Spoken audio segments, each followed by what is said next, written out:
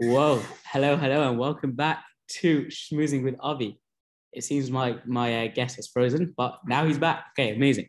So we've got an incredibly special guest. Where Jodeci and I go way back to January of this year, where we were chavruses when I got stuck back in London. And Jodeci was also stuck back in London before he was getting married. He was trying to get back into Israel. So we go all the way back. But Jodeci has the most incredible story. So I'm going to literally just let it all go from here. This is me down talking. Jodeci, I want you to take it away. Wow. I just want to say, Avi, like a massive thank you for having me. Like, thank you for coming. We had I remember that first time me and you learned Torah together. Oh, like, that vibe, like the fire. Like I just felt this is a guy I want to learn with. Like you were so good, schmuck. The vibes, we were like firing at each other and the way learning should be. So yeah, service was a different purpose. Yeah. I'm glad to be back here with you, sitting opposite you. I know we're in different countries on the other side of the world, but we're still very close at heart. So yeah, so it all started. Well, first of all, I'm in Chappelle's yeshiva right now. Been here for a year. I'm from Essex. Went to the University of Hertfordshire, and now for the last few years, I've been doing a lot of motivational speaking, a lot of Jewish inspiration, teaching, and working for charities. A lot of my work has been very, very much about helping others, and that's kind of and there's a long story of how I got to this point of wanting to help others in terms of their Jewish journeys and their life journeys. One of my big goals is to become a rabbi, long-term goal. And there's a lot of context that went behind me arriving at this place in yeshiva. You see Jodeci as this very put together, nice, stark young boy, and look. It wasn't always like this, bro. It was not always like that. We're going to delve into it a little bit. Yeah. So it all started with my mother. She's from a community. I know you'll know. I don't know how many of your listeners will know. A place called Stamford Hill, which is kind of like the ghetto of Lakewood.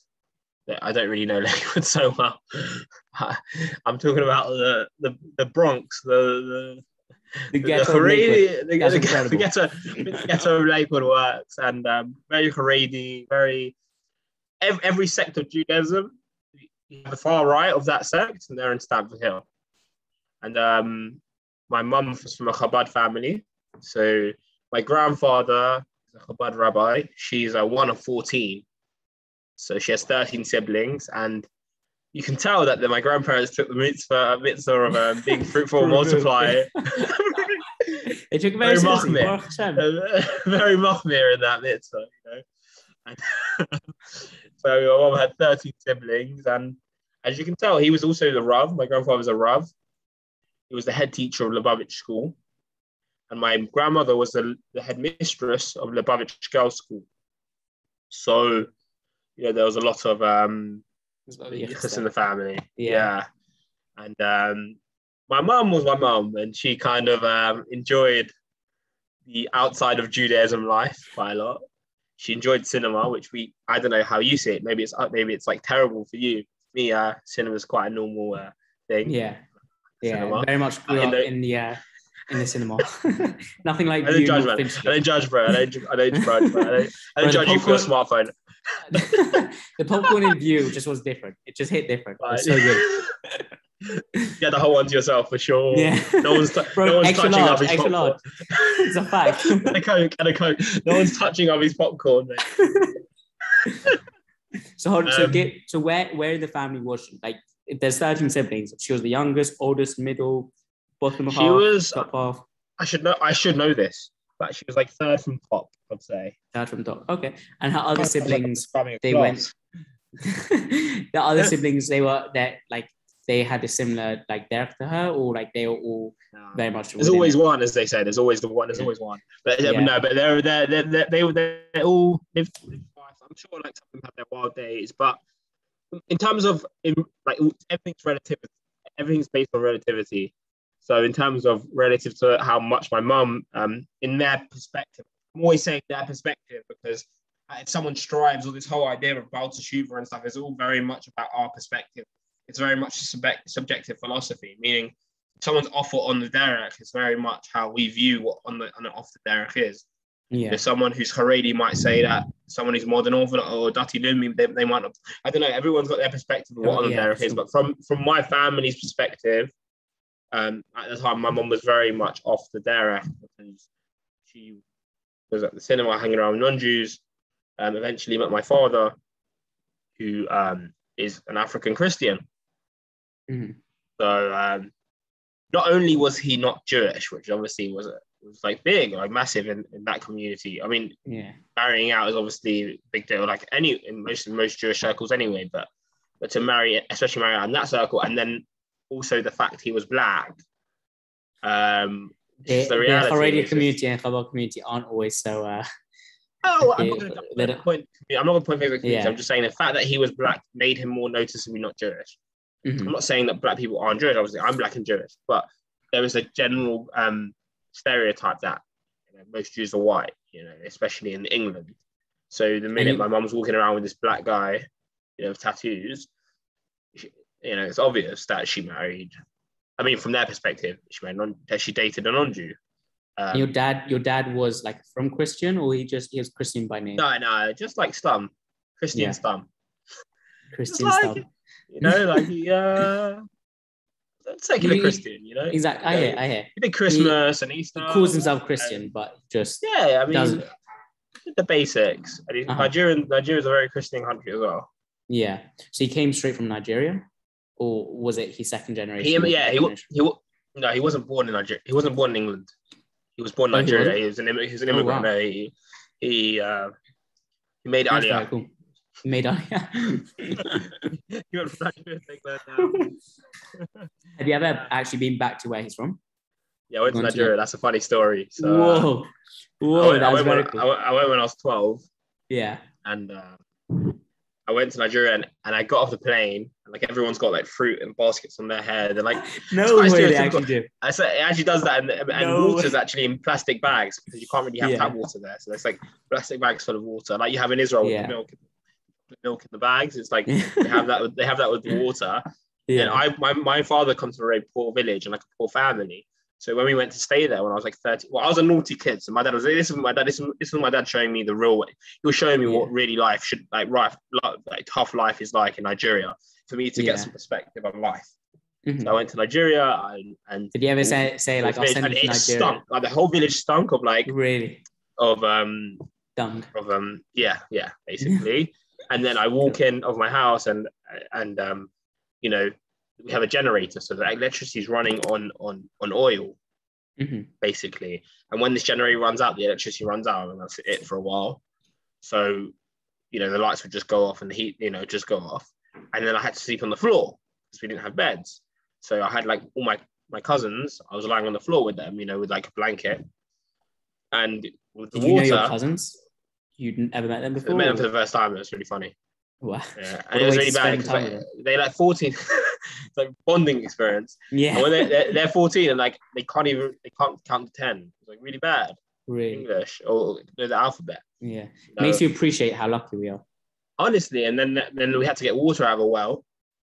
Wow. So every time I wanted to shower, I had to like get water out of a well and shower. It's like I came back a different man. Like, you know what I mean? I was like 12 at the time, but I'd really like opened my eyes and pre-bar mitzvah, pre-trip to Nigeria. I was getting ready to be a man. Like my dad understood. My dad understood the responsibility of being a mitzvah and taking on Torah mitzvahs. Of course. He was like, I have to. Was it instilling the nice Jewish values in you? My dad was a frum guy at heart. You know what I mean? I think he was pretty hostage in his previous life. I feel like like Abraham and the early forefathers just knew how to do the mitzvahs without actually doing Torah. Like my dad just knew to fit it naturally. Like. Wait, so did you have a bar mitzvah? Like, what was your? Because I assume let's get back to the context of the story. Sorry, we deviated. No, I have to. Come on, I love a good schmooze about Nigeria. Yeah, so we got a schmooze a bit about Nigeria. Like, the listeners want to hear about Nigeria, really. Yeah, sure. That's what they're saying. They're listening to this podcast for Nigeria right now. They want to hear about it. So exactly. That's why they all click on Shmoozing with Rabbi. Right now, everyone is listening right now. I'm really happy I give you a history lesson as a bit experience in Nigeria. Anyway, back to when I was younger. So my mum basically left, and we grew up in a place called Plumstead, southeast London, which has no Jewish facilities, and we didn't know we were Jewish, me and my siblings. Really? So Hon, do you want to get who are your siblings? I've got three very siblings. You got to give a yesod behind everyone's name. We've got to get the name. There's so much hashkafa that went behind. There's so much like thinking of Hochma that went behind these names. Mamish. It was Mamish from like hashkafa protest. These names. Yeah. You got my name's Jodeci, which is like an R&B group from the 90s. Proper holy. Like can get more holy than that. Devante is one of this just gets better. Is one of the members of the group of the Jodeci group. Yeah, so we came as a back. Do you always let him know his face? You're one of my group. Yeah, I represent you, Devante. You're within me. You're a part of me. You're a tiny part of what I could. You can never break out and be bigger than the group. And then my brother's called Devante. My sister's called Demonte, which is Schnex, which is French for diamond. Oh wow. Okay. Yeah, I'll take that. I mean, it's cute. It's cute. Yeah, it's cute. Do people ever call it? I told my mum you said that. I told mum you told her. Yeah. and then Tej, my youngest brother. This is where it proper kicks off. Like Tej is my favorite. Next. This is great. Avi's getting excited already. Avi, calm down. All right. Sit in your seat. Stay there. This reminds you every time in the middle of the chorus, we're just like both getting up, shouting. I honestly think like the police were going to be called at one point. Yeah. Someone was getting hurt. Someone's getting. That's when the chorus is really good, though. You know, when someo's about to get hurt. You know what I mean? When it's getting out of control. Exactly, when the whole base is like crowding around. Everyone's looking around like, what's going on? So we get distracted. You know. Anyway, yeah. So Tej, little brother's called Tej, TJDD, which are the initials, all of our names put together, in age order. Let's not in age order. This is next level organization. Break it down for us. T for Tito, which is my dad's name. E for Esther, my mum. J for the one and only Jodeci. D for Devante, sorry, age order. And D for Demonte. Wow. So he really beats me because I encompass Devante in my name. He encompasses everyone. So. Yeah. I don't even have a leg to stand on. I don't even try and have a more close with him. I mean, it'd be very awkward. It's like Tanai and Mamarayim, like he's a Tana. I got no leg to stand. He's the Mishnah on the Gemara, man. He's like. Oh, Jones. So we've got Tej. He's encompassing everyone now, and then so let's continue back into the story. So your mum met your dad. You guys didn't know you were Jewish. We didn't know we were Jewish. We grew up in a place called Plumstead, which is in Essex or Southeast London. So like for any Arsenal fans, I'm sorry for you guys, but it's where Arsenal Stadium used to be, Woolwich. It's right near there. People know, and there was like literally no Jews there. I mean, there's always Jews everywhere, but like there's no Jewish facility. You wouldn't have any exposure to Judaism. So I grew up there. You know, I was in a Christian primary school. It's actually quite funny because I was in a Christmas play in my primary school. What did you play? Did you say you played Jesus? Oh yes, you got it, man. They put me as Jesus. And it's quite funny because he's Jewish anyway, so it kind of worked. Like, you know what I mean? Like, it's like foreshadowing, you know? A bit of like, what's going to come up in Jodeci's life? They knew. Let's put him as Jesus. Let's not tell him, but let's see if he can work it out for his own. Let's make him like Abraham. See if he can smash some idols and come to his own conclusions about God. Let's put him as Jesus and let's see if he gets the hint. Jodeci, in your life, how many times have you smashed an idol? Honestly. A lot, man. It's got to be out there. It's got to be out there. Yeah. For fun, I do go around to other communities and smash idols. I'm not going to lie. It's a bit of my secret. Don't tell anyone, even though it's on podcast. Everyone who's listening, please give it. Yeah, for sure. It's fine. We've got seven listeners listening right now. Don't worry. I was alive. No, it's not like um, that's next level. That's next level. Next year, there's officer. Amen. So basically, yeah. So we grew up not knowing we were Jewish. I had a bris, which is very interesting. So my mum didn't know any Jews. Like we didn't have any Jewish community, but for some reason, the question, my mum wanted us to have the covenant. Mm-hmm. She wanted us to have a bris. Me and my brother. 100. Yeah. Wow. So sharp, man. I mean, you're holding. We're just learning it today. Beautiful. So it's meant to be, man. And my mum called up this Rav called Rabbi Sudak from Edgeware and said, basically, we need a minion of men. You know what I mean? She doesn't know anyone. Like she can call. Mm. So I've got pictures of me at my bris, like all of these like Hasidim. There's like these random Hasidim. It's like these random Hasidim. My mum and me like getting my bris done. How come she decided she wanted to do it? I think she always like deep down, you know, like everyone's got an neshama, like deep down, she like, connected to Judaism, but just be that Judaism wasn't first. She always wanted that, like she grew up her whole life with it as her essence, you know. Mm-hmm. So even though she went away, like there's always that side to her that's like I still want them to have some sort of connection. Like if I ever choose to come back to Judaism, they've got this, you know. Mm-hmm. She's maybe thinking I don't want them to have a bris, you know. That you hear the people who convert, they have a bris at 15, you know. It's like well, might as well. They're Jewish. But maybe that religious Judaism was like that extreme Judaism, which she thought was extreme, isn't for my kids. Yeah. And that's what later happened when I was 11, and I'm the oldest. She sat me and my siblings down, and she said, "Like I've got something to tell you guys." And she sat us down, and like the room went silent. And we're like, "Oh no, we're in big trouble." I was like, what have I done now? You know? Like, you guys are Jewish. And I'm like, all right, cool. Like, I'd never heard of a Jew. Like, I never knew what Judaism was. Like, I'd never seen a Jew. I didn't even know Jesus was Jewish. Like, I didn't know anything. So I've never heard the word Jew. So when she told me that, like, okay, thank you. What like sparked her telling you? What was the reason she decided to tell you guys?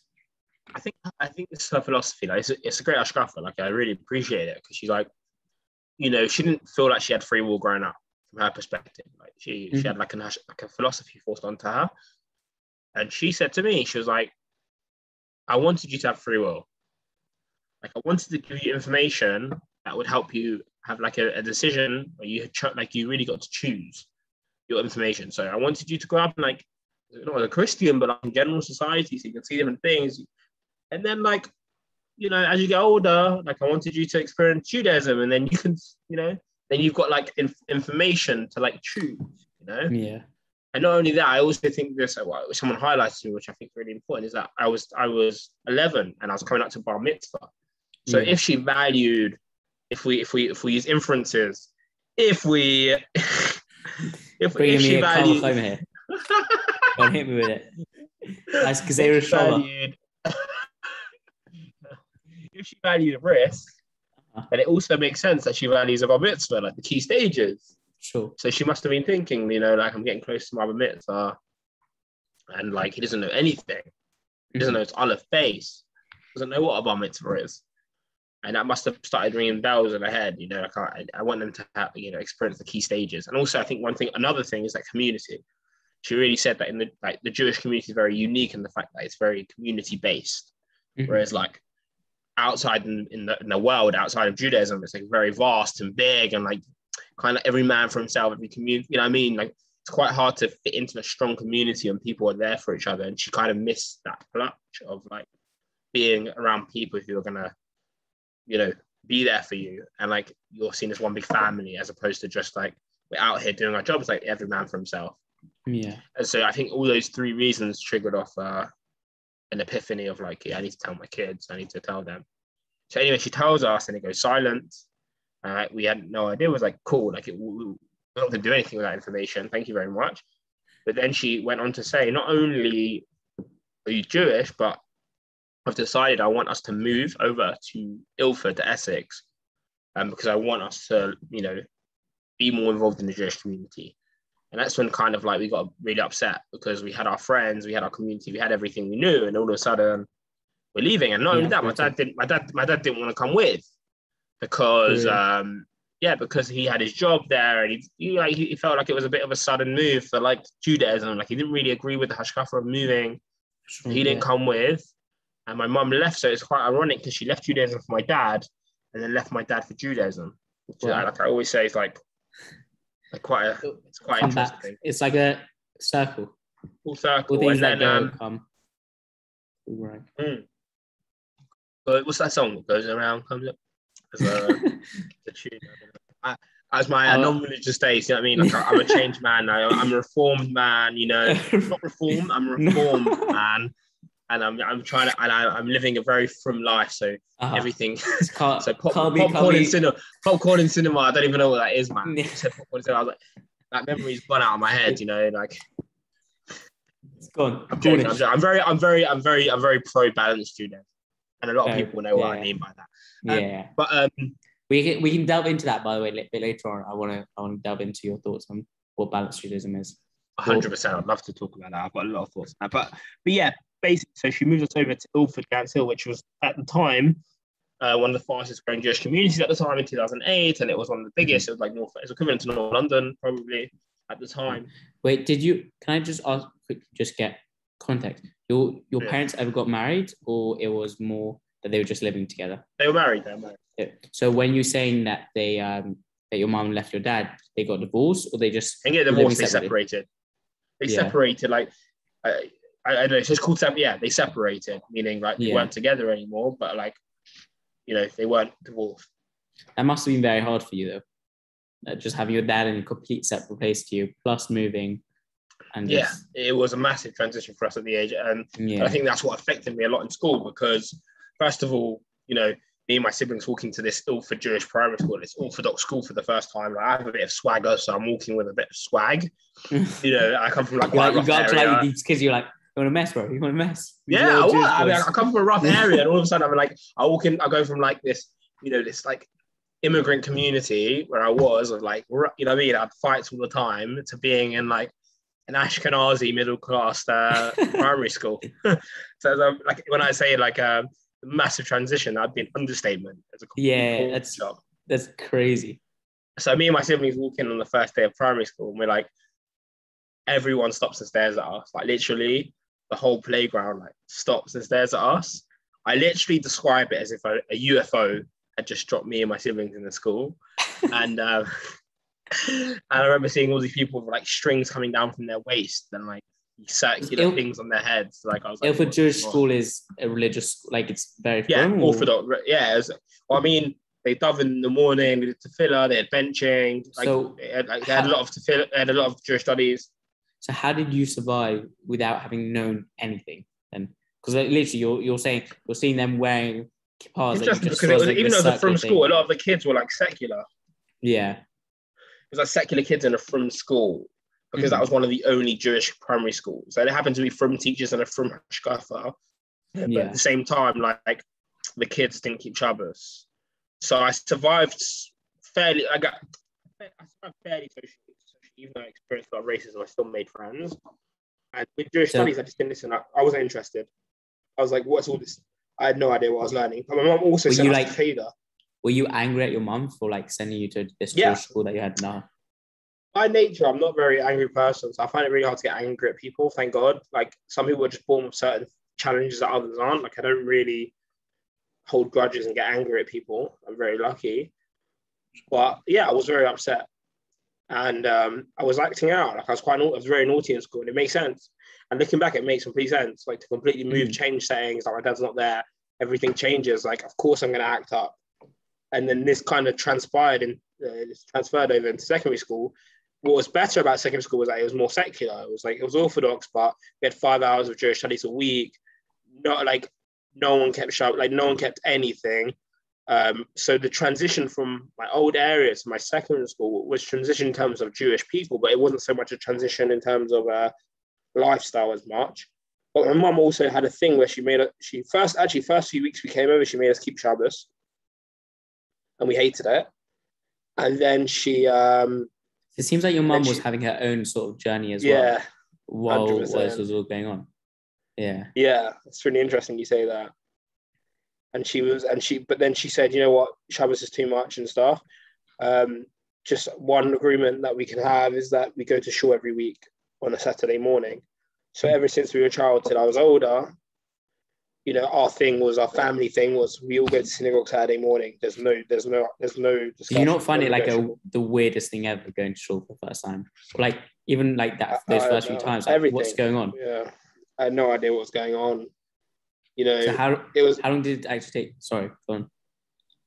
Yeah, how long did it take? It took years. And to be honest, I don't think I was so conscious. I felt like when you're a kid anyway, you're just like religion stuff, you know, whatever, you know, you're not really inspired. You're not really, you go to shul because your mum told you to go to shul. And like I had some friends there, it was like more of it was a social thing. And like sometimes I enjoyed it and sometimes I didn't.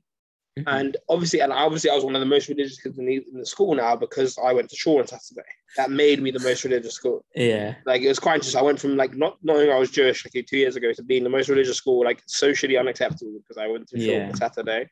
It was so interesting. But I was also very naughty in school.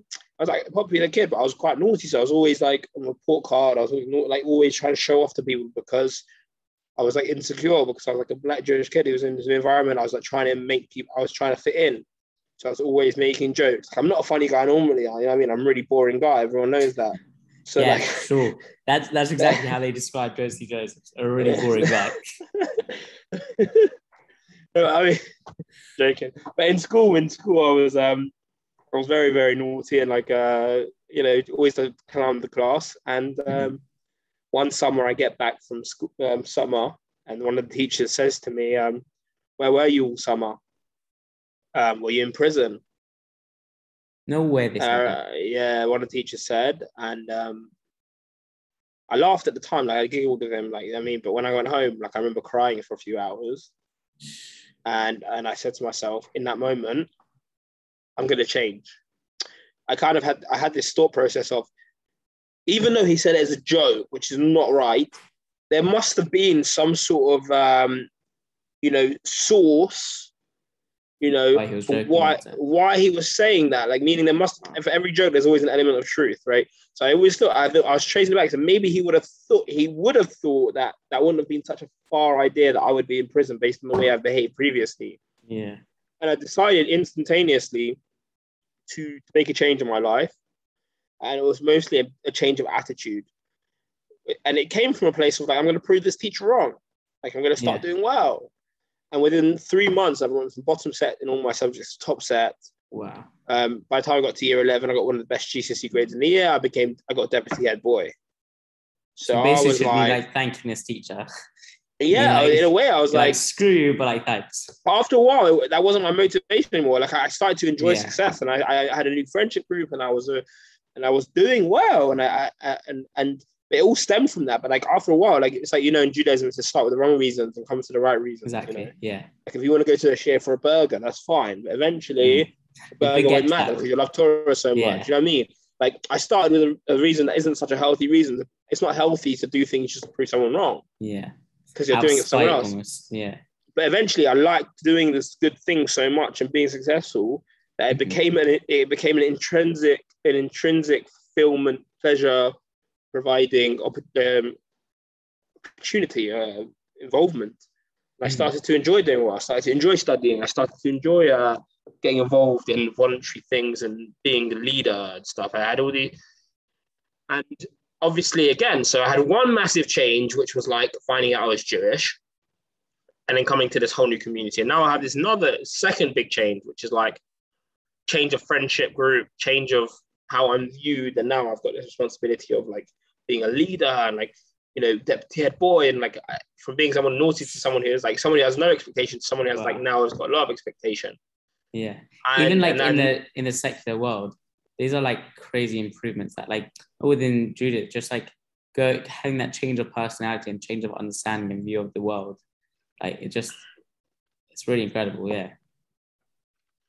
I'm very grateful you said that. I really appreciate that, man. Thank you. And but like in life, you know, sometimes at some point there's going to come a fall, you know. So with And every this is, aliyah, there's no reason. yeah. Oh, my Rabbi always used to say, every time you go up, you go down. It's like a heart rate monitor. You're not really living if it's like a flat rate. Like if it's flat rate, you're dead. Your life always has ups and downs, ups and downs, ups and downs. That's the way you know your life on a heart monitor. So it's the same with just life. If you're not beautiful. Every time you have that life, thank my Rabbi Eli. Shout out Rabbi Eli. Big shout out Rabbi. I'm sure he's listening now. Shout out fam. Blah blah blah blah blah.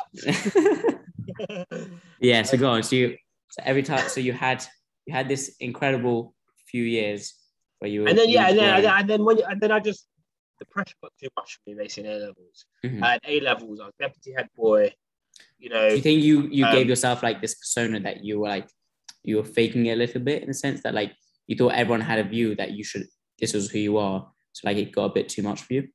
Yeah, I kind of felt a part of it was like I was being driven by like what other people were thinking, and I got into that philosophy of like a part of me is doing it for me, obviously, but then part of me is just like I'm running out of fuel because I'm just 24/7 going at this, and like my mind's preoccupied with how do I look, you know, like how do I look to other people? Like I just constantly, I kind of developed that philosophy from a young age of like trying to impress others because I want to fit in. So this was like people pleaser. Do you think that's what comes down to a bit? What, now or then?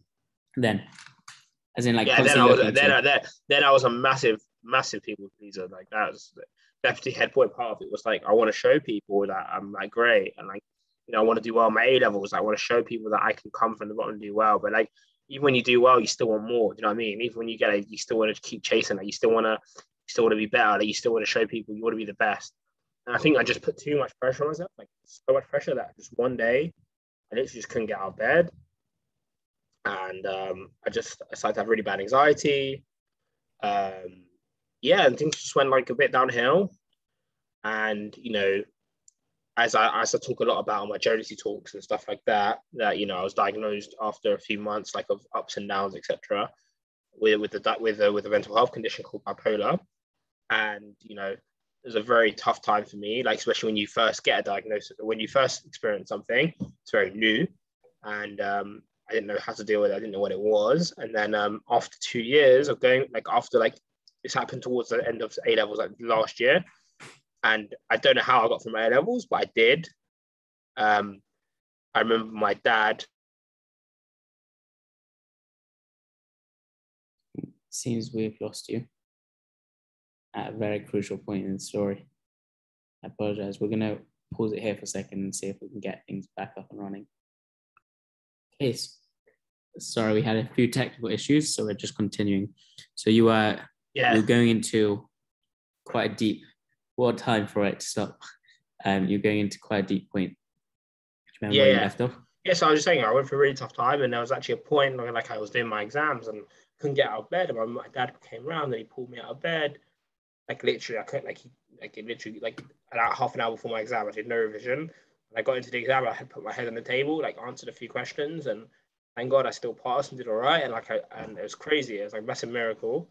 And like I decided that I wanted to take a year out, you know, to like just give myself a break before uni.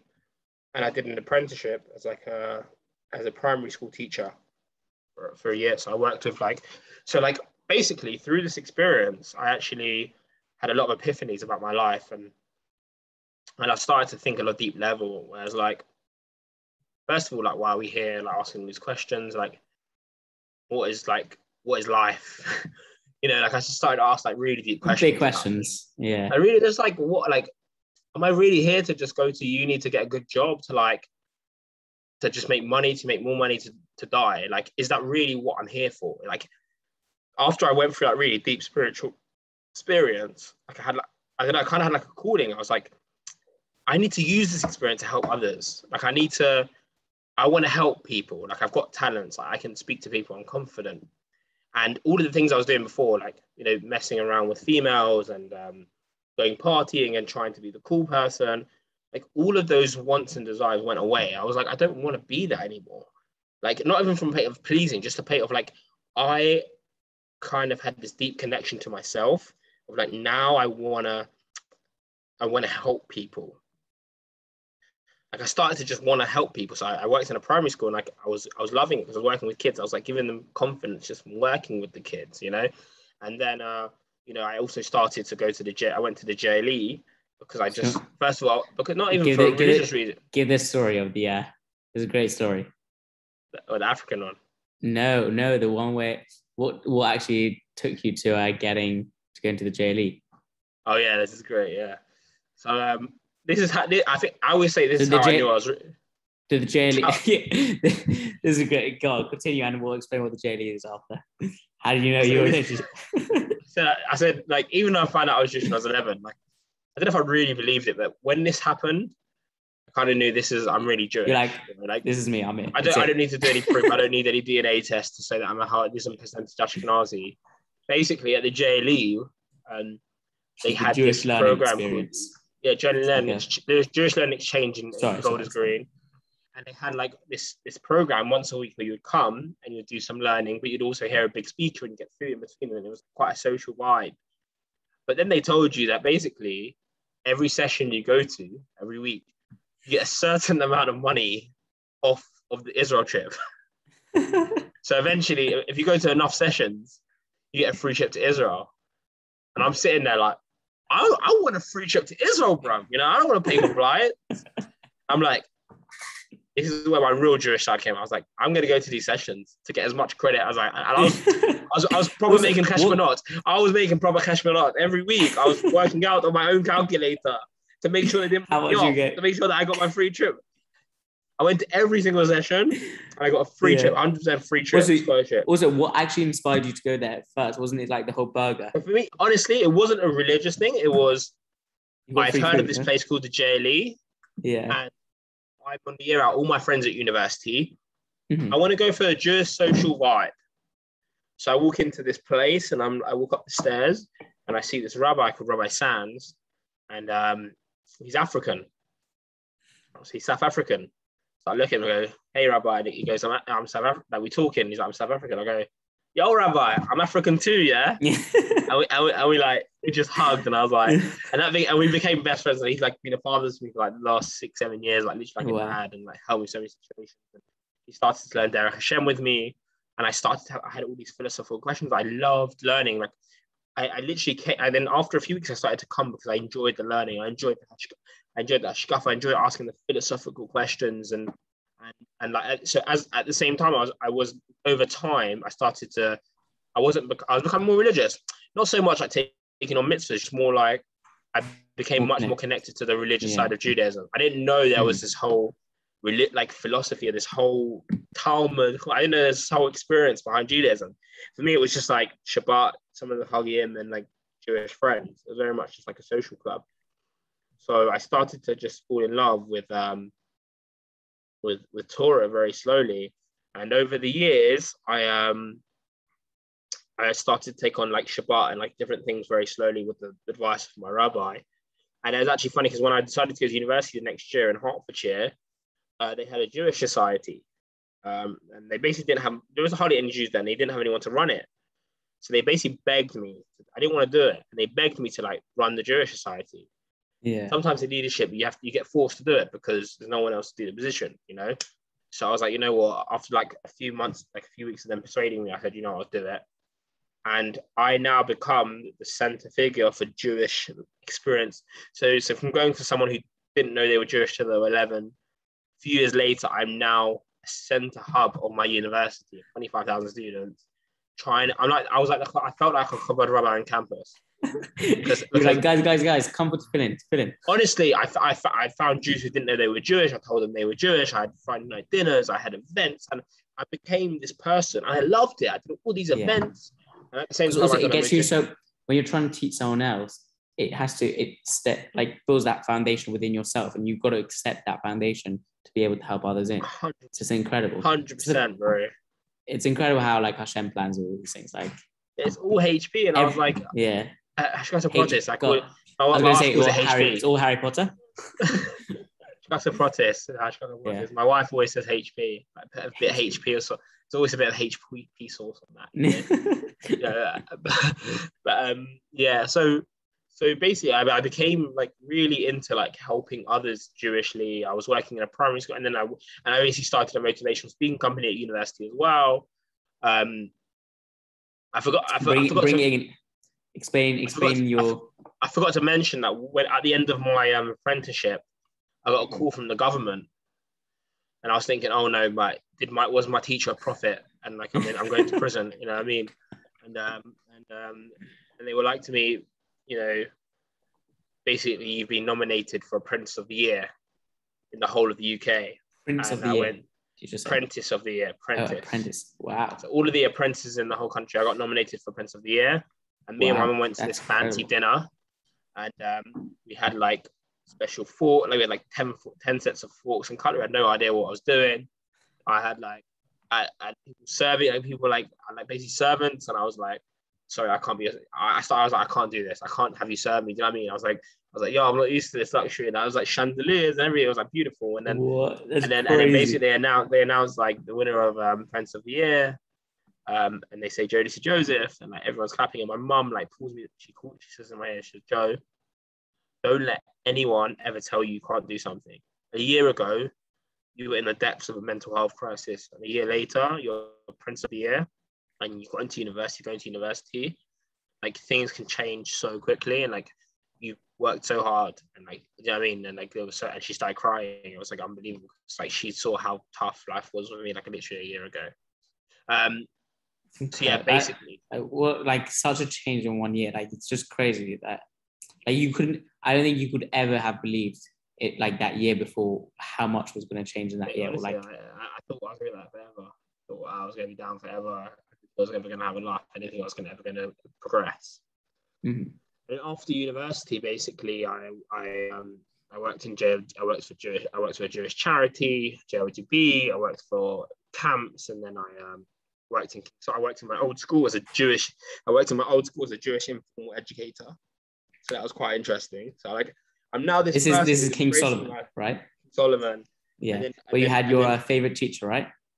Mrs. Benner, your favorite history teacher. Yeah. I actually didn't have her. My brother had her, but he loved her. Yeah. So it's the Benner family. I'm not just saying that. I was gonna ask if she was the one that told you were gonna go to prison. I was like, no. Lisa, I have words with her. That's really funny. Just for context, my sister's school is rather back in the day, back in Queens. Yeah. And so basically I went on a Jewish journey for the next few years, but it kind of all triggered like JLE from me going from my own difficulties and like thinking about life and contemplating the deeper reasons to life and what we're really here for. And you know, when I went to yeshiva, basically when I went on a trip to Israel, I went on a free Israel trip. Yeah. And every night we'd have different things, like we'd have different day, like activities like Masada, etc., like all the classic things. And then at night time, everyone would go partying and clubbing, and then everyone would have a hangover the next morning. But then we would be taken to yeshiva, like either Osamer or Aish or whatever. And everyone was like sleeping on the tables while like the shares were going on. And there's me like in the front of the desk, like asking all these questions, and like, I'm staying home. So I was like arguing with the rabbis. Like I'm that sort of guy. Like if you put me in a class, I'm gonna ask questions. Yeah. My university, my course was so upset with me, not the teachers but the kids, like the students. Because everyone was sleeping early. I would ask 4 questions a lesson, facts, like always minimum. I got a complaint from one of the head of staff. Came up to me and said, all the students are complaining, Jodeci, you asked too many questions. And then I told my Rabbi at Yeshiva this story. He said, Baruch Hashem, you asked too many questions. Yeah. Hashem, you can, but that's like the so behind Judaism. Like you'll see like Christianity, like Islam, most places push off they really don't want you to ask questions. We literally have the Talmud. It begs us to ask questions. It literally, like, we're meant to understand. The whole thing's questions and answers. Exactly. Like that's what Judaism is based on, like understanding it, and the only way to understand is through questioning. Beautiful. Sorry, continue. And that's why everyone comes a lot to like their true selves, because they start to question who they are. The minute you start to question who you are, that's when the real growth happens, because you start to question your existence. And so I was in yeshiva and I started loving it. I loved it so much, the Jewish classes in the morning, more than all the other fun stuff, that I asked the rabbi if I could go back that summer to yeshiva at the end of the summer. Mm-hmm. he was very hesitant because he was like, I'm not sure, it's like too fast. And I was like, Rabbi, please let me go. And I went at the end of summer, 3 weeks. I walk in an luminous vest and like shorts and flip flops into yeshiva. And the rest that is way, history. black hat. The rest is history. And no, I only went for a few weeks and I wanted to stay. My mom didn't let me because it was too fast. I went to university. And every summer I went for a few weeks, basically. Yeah. And then I started to grow. I had chavrusas, etc. And I was growing in my Torah, my mitzvahs, etc. I was staying at my friends in Golders Green every week for Shabbat. So I literally stayed out every Shabbat. And my Judaism was just very slow, beautiful growth. And at university, I told people, and I was like, by the time I got to third year, I was already like holding, like a lot of the mitzvahs, and as our years were going on, I was taking on more. And how's your mum taking all this while this is all happening? At first, she thought I was Aish or Jay leaving, and she went mad. Mm-hmm. But how I think of it is like, in her head, she thought it was just a phase, But the minute she saw that there was consistency there, and I was serious about it for a long time, she became like, she accepted it. My mom's a very person, she like wants us to be happy. That's her thing.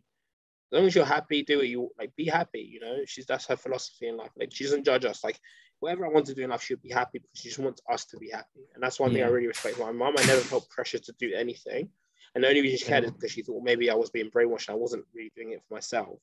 She knew I was doing it for myself, and it made me have so much simcha. Like, Judaism, I get so much joy and happiness out of it, honestly. Like, every single day, like, it's the best thing in the world. Like, I love learning. I enjoy my Judaism. I enjoy Torah. So she just sees how happy I am all the time because of the fuel that Judaism gives me.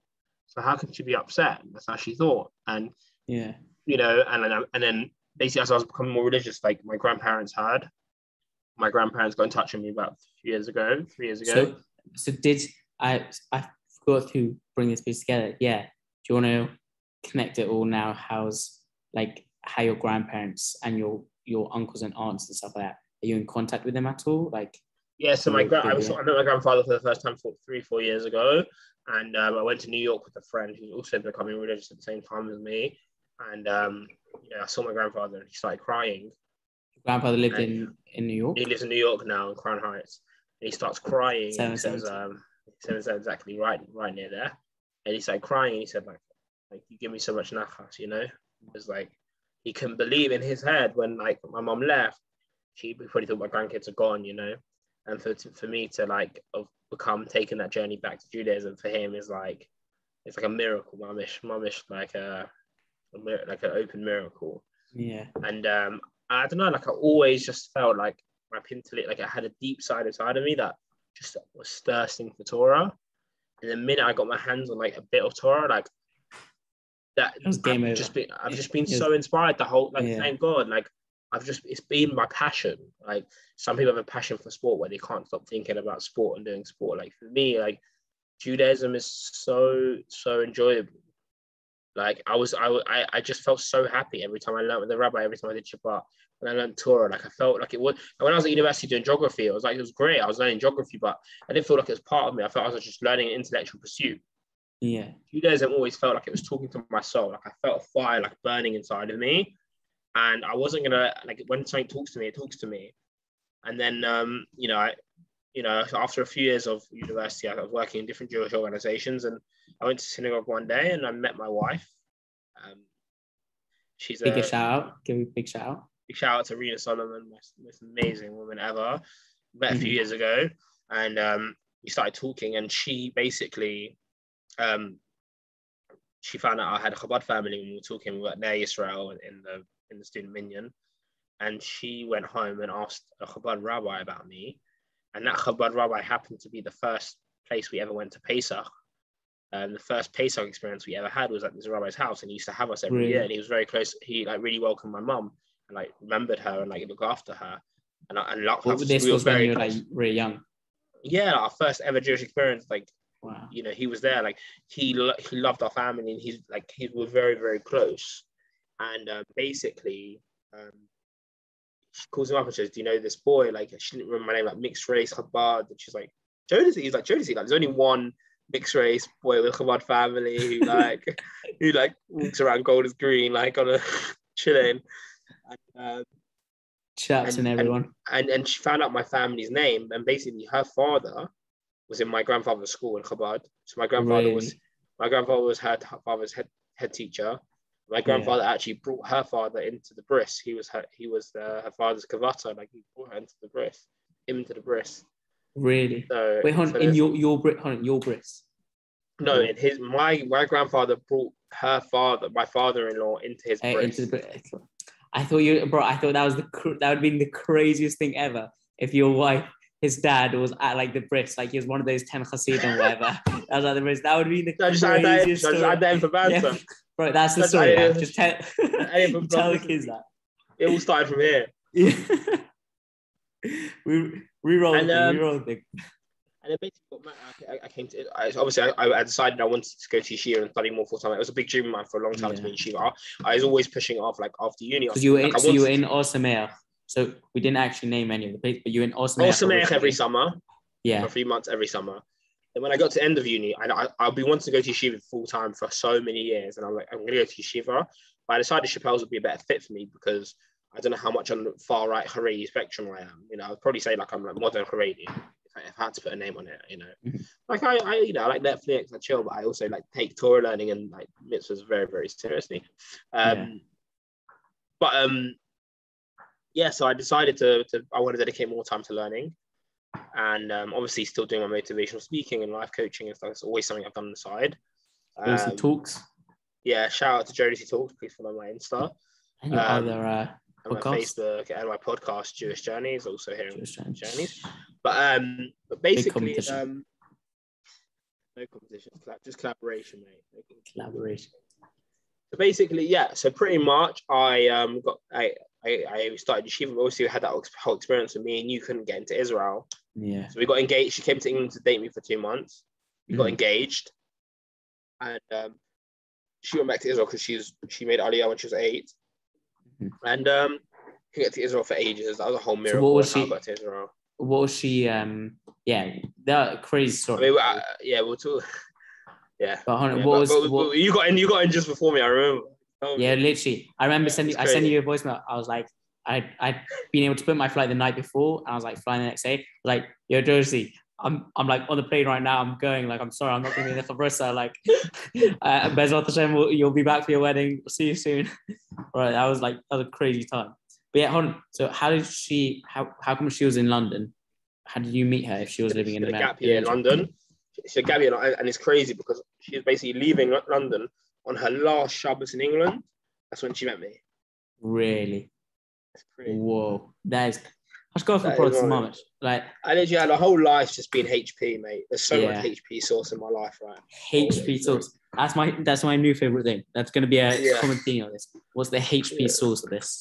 Love it. Yeah, great. Yeah. Use it, bro. Great. So basically, I had a wedding. I came to Israel. I've been in Shiva for nearly a year. Been in Israel from March, but I was in Shiva on Zoom for a few months. And basically, when I got here, I had a wedding here. I had my wedding in May. And my whole family just about got out here. It was a whole story. Wow. That was a whole miracle. We got them out like 2 days before. Like there was rockets, so they cancelled the flight. I had to stand outside my goodness. I had to stand outside the office to like 1 a.m. to get them in, and like it was a whole stories. And we just about got them in. Yeah. And my family came for the wedding. They loved it. My brother was so inspired. My second one. Yeah. And right now he's in yeshiva. What? That's crazy. Whoa. My brother's in Osameach right now. Really? So inspired. Yeah. He was so anti. He was anti everything. He hated Jews. He hated Israel. Yeah. He came for my wedding and he decided he wanted to stay. And he's like in yeshiva, like in Israel and like Osameach and like. So how's he doing that? He's enjoying it? Yeah, he's enjoying it. Yeah. Yeah. So what was he doing though last year? How come he was able to come this year? Working with kids with disabilities and. Yeah, he's finished. He's only 11 months younger than me. We're very close in age. So yeah, he's never the most academic, so he didn't really go to uni and stuff. And that's Dante, right? Devante, sorry, yeah. Yeah. Wow. He's got a disability. He's got cerebral palsy. He's a very inspirational person. Yeah. So you can't really notice it, but he turns his disability into an ability, and he inspires people, and he's amazing. So your family's epic. Like honestly, you're like easily my favorite family out there. That's incredible. Shmoozing with that. Yeah, so basically that's where I'm at right now.